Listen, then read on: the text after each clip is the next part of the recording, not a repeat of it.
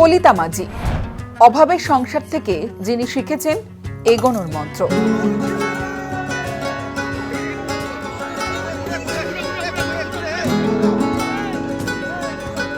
ছোট্ট একচালা বাড়ি যাকে শিখিয়েছে ছাদের গল্প, পরিচারিকার কাজ করে টিকে থাকার লড়াই যাকে উদ্বুদ্ধ করেছে প্রতিদিন প্রতি মুহূর্ত। সেই কলিতা মাঝির মন্ত্রী হওয়ায় আবেগে ভাসছে আউশ গ্রাম। ভাসবে নাই বা কেন? তিনি তো আজ হাজার হাজার মহিলার স্বপ্ন, আশা, ভরসা। বর্ধমানের এক সাধারণ গরিব পরিবারের গৃহবধূই আজ রাজ্যের মন্ত্রী।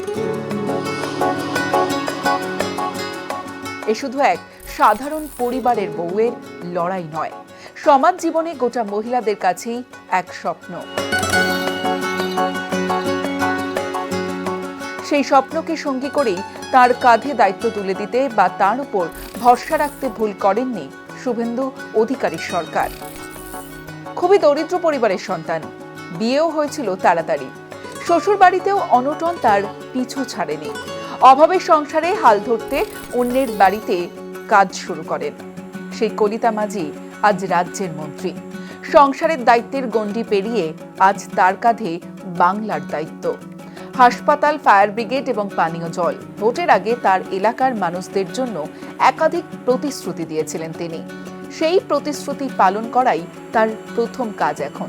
তবে এখন গোটা বাংলার অর্থাৎ গোটা পশ্চিমবঙ্গের দায়িত্বও যে তার কাঁধে, সে কথাও মনে আছে তার।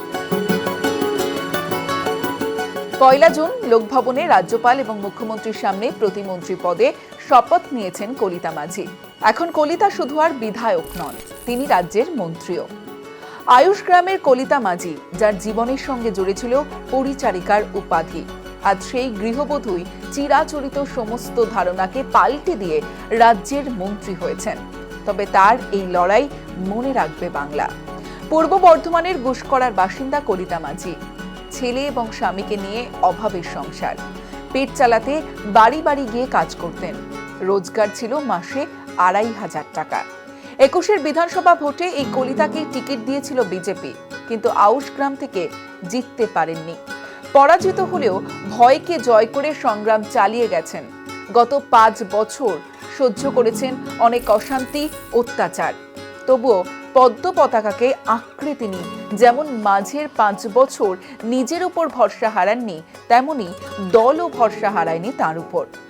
২০২৬ সালে ফের কলিতাতেই আস্থা রাখে বিজেপি, আর তাতেই বাজিমাত।